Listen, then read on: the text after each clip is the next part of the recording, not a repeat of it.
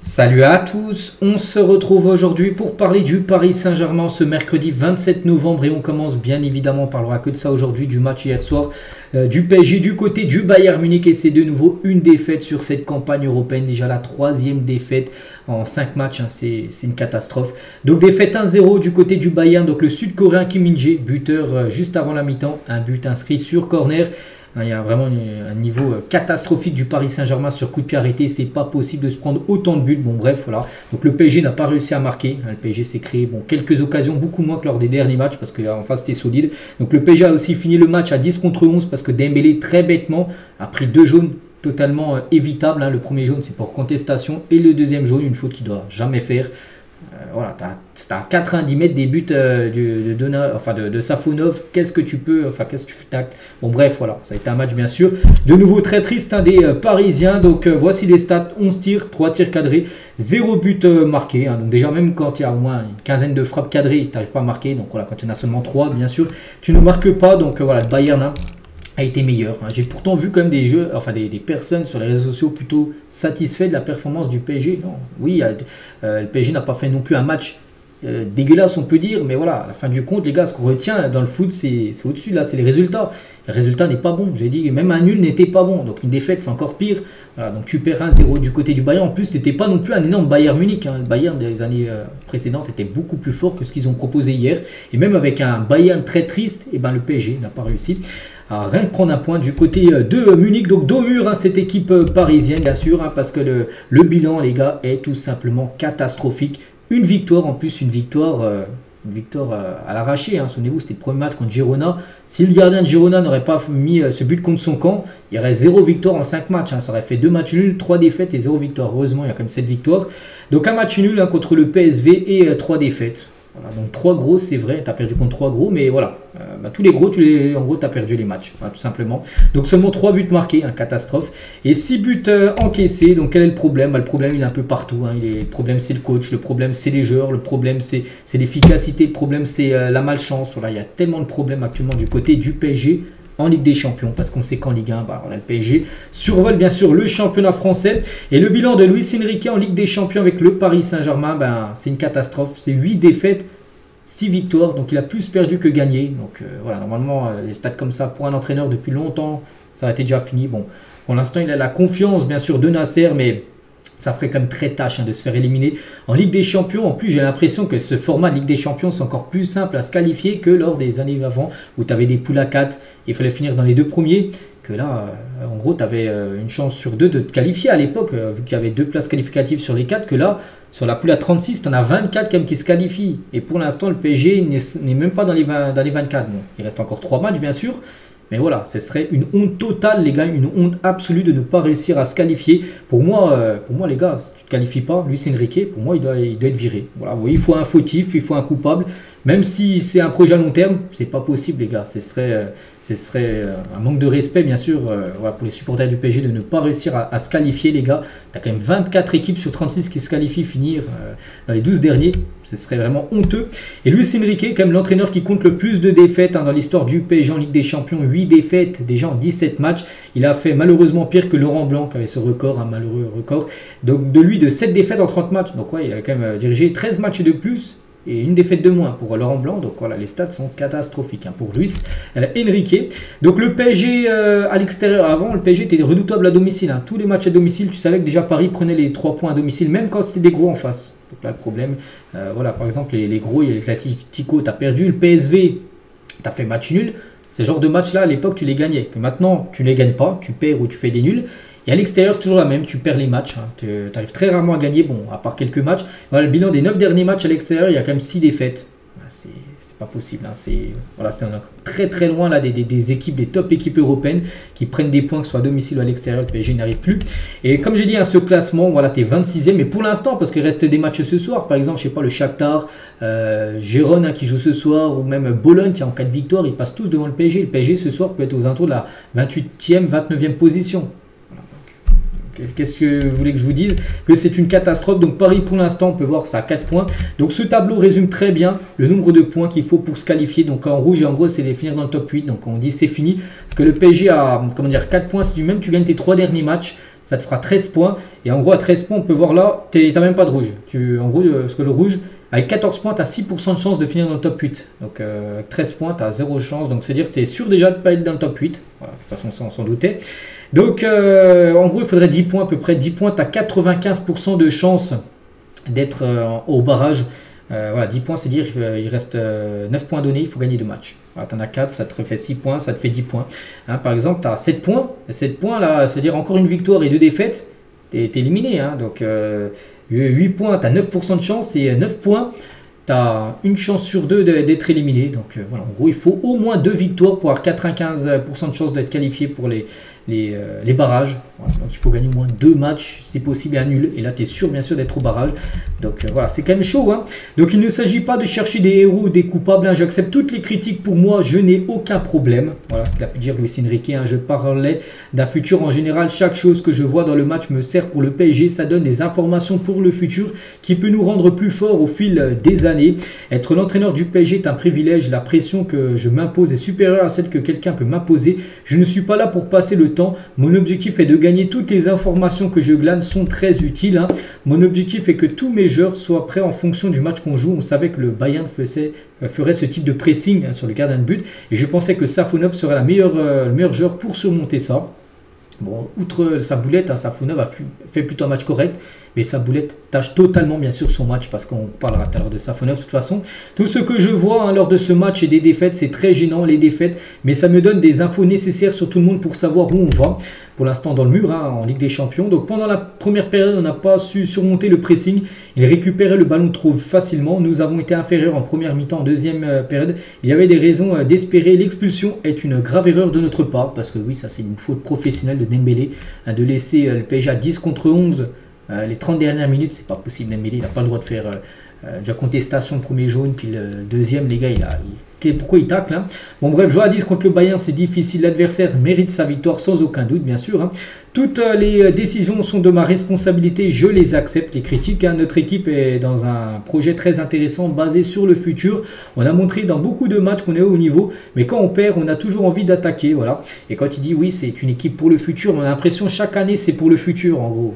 La saison dernière, enfin là, il y a début de saison, il a dit que le PSG sera meilleur que la saison dernière. Non, le PSG n'est pas meilleur que la saison dernière en LDC.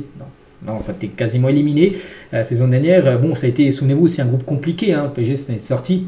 Mais il y avait du lourd en face. Hein. Il y avait Newcastle, il y avait Dortmund et je ne sais plus c'était qui, Milan AC. Donc voilà.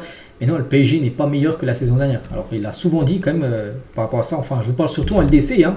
Je dois avoir à chaque match des enseignements, des informations pour le futur que j'envisage ici afin de devenir plus fort. Je tire beaucoup d'infos voilà, de cette défaite hein, et réaffirme son envie de continuer dans le nouveau projet, bien sûr, du côté de Paris. Hein. Il faut gagner pour se qualifier à l'attaque pour ces 3 prochains matchs. Hein. Plus que de colère, que je dirais que c'est plutôt de la frustration. Et je vois 3 matchs à jouer et à gagner. Voilà les 3 dernières rencontres qui seront importantes. Donc il y aura Salzbourg, prochain match dans 2 semaines. Victoire obligatoire à Salzbourg. En plus, je crois qu'ils ont encore perdu 5-0 contre Leverkusen. Ils avaient perdu 4-0 au Salzbourg contre Brest. Voilà, si tu n'arrives pas à gagner cette équipe-là, ce serait terrible. Hein. Après, tu as City qui est mal au point, mais bon, le PSG serait bien une équipe pour relancer. Tu as Manchester City. Et après, il y a Stuttgart lors du dernier match. Donc voilà les 3 dernières rencontres pour le Paris Saint-Germain. Et Vitinha, hein, par rapport à ces 3 derniers matchs, hein, il faut les gagner. On va tout faire pour. Oui, hein, c'était la même chose lors des 2 derniers matchs. Hein. On va tout faire pour gagner contre Bayern. Tu as perdu. On va tout faire pour gagner contre l'Atlético. Tu as perdu de nouveau. Il faut maintenant, il faut marquer des buts aussi, hein, parce que c'est un gros problème de ne pas marquer. Le but vient d'un corner, on a une très bonne équipe, on peut battre et jouer contre les meilleures équipes, c'est vrai. On n'a pas de chance dans cette Ligue des Champions, la situation est difficile, hein, et c'est difficile de parler, on a tout donné. On sort avec l'impression que le match est différent avec le carton rouge, bon pas sûr, hein, je pense que même si... il y aurait pas eu le rouge Dembélé, je pense que le PSG ne serait pas revenu, enfin j'en suis sûr. Hein. En première période, il y a eu un vrai pressing des 2 équipes, c'était difficile à jouer, ils se sont créés plus d'occasions, c'est vrai. Rien qu'au bout d'une minute de jeu, les gars, c'est Musiala qui est devant Safonov, avec le petit piqué de Kimmich hein, qui le trouve. Musiala par exemple, il marque au bout d'une minute de jeu, voilà. C'est vrai qu'il y a eu beaucoup plus d'occasions côté Bayern que côté PSG, ils avaient même pu déjà mener au bout d'un 0 au bout d'une minute de jeu. Donc voilà, c'est vrai que Voilà, tout ça font que ça a été très délicat. Marquinhos en première mi-temps, c'était un match serré. On a pris quelques risques. On a changé en deuxième période. Hein. On n'aime pas parler de l'arbitrage, mais il était vraiment difficile contre nous. Oui, on peut dire que déjà le but, hein, il aurait pu être annulé par rapport à que Musiala peut gêner Safonov. Bon, il a dit qu'il n'y avait pas but. Et aussi sur le jaune de Dembélé, c'est vrai qu'il a été plutôt sévère avec l'équipe parisienne. Kovac, hein, l'arbitre du match. Bon, bref, tous les doutes, hein, c'était pour le Bayern sur le but. Quelqu'un bloque le gardien, il a pris sa décision. Il n'a pas donné de faute. Hein. Sur le but, donc j'ai demandé à l'arbitre ce qu'il se passait car un joueur le bloquait. Il ne joue pas le ballon, le gardien ne peut rien faire, on a essayé de dégager ce ballon, on n'a pas réussi. On sait que c'est important dans un match, hein, bien sûr. Hein. Gonzalo Ramos, tiens ça c'est plutôt la bonne nouvelle, c'est Gonzalo Ramos a joué les 20 dernières minutes, lui qui était blessé depuis 3 mois. Donc il a dit, bon ça a été compliqué, il est rentré dans un match, déjà Ligue des Champions contre le Bayern, en plus à 10 contre 11, donc il a touché peu de ballons. Hein. Bref, bon, voilà, tous les joueurs sont prêts à jouer à n'importe quel poste. On va continuer à travailler, ce n'est pas la fin de la Ligue des Champions, il reste 3 matchs, on va tout faire pour se qualifier pour le tour suivant. Et finalement, je suis de retour, je me sens bien, même si on a perdu, on est tous déçus. Mais on est concentré sur la prochaine rencontre. Je pense que c'était un match à 50-50. Le coach m'a dit d'aider l'équipe à presser. Voilà ce qu'a pu dire Gonzalo Ramos. João Neves, les gars, qui a tenté pas mal de frappes, hein, des reprises, les gars, dommage. Une qui est passée pas loin, puis une autre qui est, enfin, Neuer l'a arrêté. Nous sommes l'équipe, hein, ce n'est pas la faute de Safonov. Quand un attaquant marque, ce n'est pas que l'attaquant, c'est toute l'équipe et ça veut aussi pour les erreurs. Nous sommes un groupe, nous sommes des coéquipiers. Donc voilà ce qu'a pu dire João Neves par rapport au match. On va parler d'une stat aussi, tiens, que le PSG a encaissé au moins un but sur ses 21 derniers matchs à l'extérieur. Hein, c'est pas possible, c'est-à-dire chaque match à l'extérieur en Ligue des Champions, tu prends au moins un but, c'est-à-dire pour gagner le match, il faut marquer au moins 2 buts. Voilà, sinon il y a nul. Hein, si tu marques un but, voilà. Donc ça c'est quand même un gros problème. Hein. Et on peut parler voilà de Safonov. Donc j'ai dit hier, pour ceux qui ont suivi l'épisode, j'étais plutôt content, je me suis dit il mérite totalement sa place au vu de Donnarumma, les derniers matchs en LDC, décevant, pourquoi pas essayer de tenter Safonov. Safonov, on fait plutôt un match correct les gars, mais voilà, sur ça, ça tâche totalement son match en gros, il gâche son match, hein. Cette erreur, parce que même s'il est gêné, il doit faire beaucoup mieux. Je ne cache pas, je ne suis pas gardien de but, mais voilà, je pense que 9 gardiens sur 10 les gars, il n'y aurait pas eu but, hein. Voilà, tu boxes le ballon il va 30 mètres plus loin et on n'en parle plus. Ça a ricoché parce que voilà, c'est une erreur. Il a mal apprécié l'arrivée du ballon, ça a ricoché. Ça, c'est venu sur le joueur sud-coréen et ça fait but. Donc voilà, très mauvaise sortie de Safonov et ça fait une boulette. Pour moi, on appelle ça une boulette en gros. Voilà, même s'il est gêné, voilà, peu importe. Il y a boulette de Safonov et il y a un gros problème de gardien de but. Donnarumma, ça va pas en LDC. Safonov, ça va pas. Tu peux mettre au Arnaud Tenas, le troisième gardien, ou voilà, je pense à un gardien à l'époque qui était très bon et qui a jamais lui fait, enfin très rarement des boulettes au PSG, c'est Keylor Navas qui a été viré comme un malpropre, c'est dommage hein, parce que ce genre de gardien manque hein, du côté de Paris. Et Safonov, hein, par rapport à son mal, une note de 3. Hein, pourtant il a fait pas mal d'arrêts, hein, des arrêts importants. Mais voilà, 3 parce que sur le but, il est totalement fautif. Hein. Et Dembélé, on peut parler de ce genre, une note de 2 déjà dans le match, hein, très... Et maintenant, il passe plus du tout de dribble, un dribble réussi sur 5 à peu près. Et aussi son rouge, les gars, le rouge, il pénalise totalement l'équipe. Hein. Donc voilà, comme j'ai dit, hein, voilà, le premier il conteste une décision de l'arbitre et le deuxième, une faute totalement inutile. Au pire, il fait une faute, on la contre-attaque, on n'a pas le choix. Il doit se sacrifier, ok, mais là, la faute, elle sert à rien. Il sert à rien de tacler comme ça. Et du coup, ça fait rouge. Et du coup, c'est fini, bien sûr, hein, pour Dembélé. Et une stat aussi totalement honteuse, les gars. Neuer a réussi plus de dribbles. Donc, un dribble réussi, le crochet qu'il avait fait sur Dembélé, que Barcola et Ousmane Dembélé ce soir. Donc, les deux, Dembélé et Barcola, ont réussi 0 dribble, alors que Neuer a réussi un dribble. Neuer, c'est quand même un gardien de but hein, de l'équipe en face. Hein. Barcola, lui aussi, on peut ouvrir la page Barcola, parce qu'en Ligue 1, il n'y a pas de souci. Meilleur buteur du championnat français, peut-être meilleur joueur de la Ligue 1 en début de saison. Mais en LDC, il y a quand même un sacré contraste. Et oui, le niveau est différent, mais c'est pas possible qu'il nous pondent des matchs comme ça chaque fois. Barcola, inexistant hier. Hein. Aucune prise d'initiative. Non, il prend le ballon, il essaye. Au moins, tu essayes tout ça, il essaye rien du tout. Voilà. Comme souvent Barcola, il ne nous fait pas oublier hein, Kylian Mbappé. Mbappé, je ne vous cache pas, les gars, manque beaucoup au PSG. Hein, Mbappé, peut-être il a été beaucoup critiqué, mais Mbappé marquait des buts en LDC, tout ça. Voilà, un joueur à 50 buts par saison, le remplacer, enfin, prendre aucun joueur offensif ou Désiré Doué voilà, pour remplacer Mbappé, c'est pas possible bien sûr. Il y a un gros manque hein, voilà, en attaque. Un autre coup dur les gars, c'est la blessure de Nuno Mendes. Nuno Mendes a joué et il s'est blessé après le coup de sifflet final. Nuno Mendes est resté au sol, a été pris en charge par le staff médical. Donc on peut penser une blessure encore peut-être musculaire hein, du joueur portugais. Donc voilà ce qu'il y a à dire sur cette rencontre. Bon, voilà. nouveau une défaite. On a un peu habitué. La seule satisfaction de la journée hier, c'est les jeunes qui se sont imposés eux 5-2 du côté de Munich. Félicitations à eux. Tiens, Sangaré triplé, Mbaye double buteur. Donc Mbaye doublé, une passe D, Sangaré triplé. Tiens, en parlant de ce Sangaré qui est né en 2007, et ben lui est déjà 7 buts, meilleur buteur de la Youth League. Triplé contre l'Atlético, triplé contre le Bayern. Il est né voilà, comme j'ai dit en 2007, il est tout jeune. Et quand on sait le problème en attaque, ben pourquoi pas. Voilà, je vois des Lamine Yamal à 16 ans qui jouait du côté du FC Barcelone. Pourquoi pas ce joueur qui est tout jeune à 16 ans, ben pourquoi pas être introduit en équipe première. Il ne fera pas pire qu'un Barcola ou un Dembélé hier. Bon, c'est vrai que tu as aussi du Randal Colomoni, tout ça, qui ne joue pas parce que Luis Enrique ne l'aime pas. Mais voilà, c'est un joueur qui pourrait être très prochainement en équipe première parce que le PSG a besoin de buteurs. Et on finit les gars pour vous, qui est le plus fautif dans la déroute du PSG en Ligue des Champions, pas que sur le match d'hier mais depuis le début de saison, parce que là pour l'instant c'est une déroute totale. Bon bref, Luis Enrique, le coach, les joueurs, Nasser ou Luis Campos, 1600 votes et la plupart, pensez votre choix en tête, la plupart ont mis Luis Campos. Pourquoi Luis Campos? Parce que c'est lui en gros qui gère, le directeur sportif, c'est lui qui gère là, c'est le recrutement, et il s'est dit on va pas remplacer Mbappé. Et voilà, Mbappé qui marquait beaucoup de buts. En gros, c'est lui responsable du recrutement. En gros, tu n'as ramené aucun joueur potable, on va dire, l'été dernier. Et du coup, à part Johnny Vez, mais bon, en tant que buteur, tu n'as personne.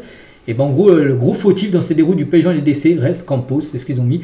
Moi, j'ai plutôt mis les joueurs parce que voilà, les joueurs, voilà, tu peux mettre aussi Luis Enrique, peu importe, mais les joueurs aussi. Parce qu'il y a un gros problème, bien sûr, d'efficacité et tout ça. Tu aurais pu perdre hier si, par exemple, tu aurais gagné contre le PSV, tu aurais pris un point au moins contre l'Atlético. Ça te faisait 4 points de plus. Tu avais 8 points. Voilà, tu perdais hier, c'était pas non plus catastrophique que là. On sait que la situation est très délicate. Donc voilà les gars, voilà, actuellement, ce qu'il y a du côté de Paris. Donc voilà ce qu'elle va dire aujourd'hui. J'espère que ça vous a plu. On se retrouve demain. On parlera du prochain match. Le PSG joue ce week-end, je crois que c'est contre Nantes. Il y aura certainement une victoire et beaucoup de buts inscrits. Voilà, parce qu'on sait l'énorme contraste qu'il y a en LDC et en Ligue 1. Et je vous laisse bonne journée à vous et à demain.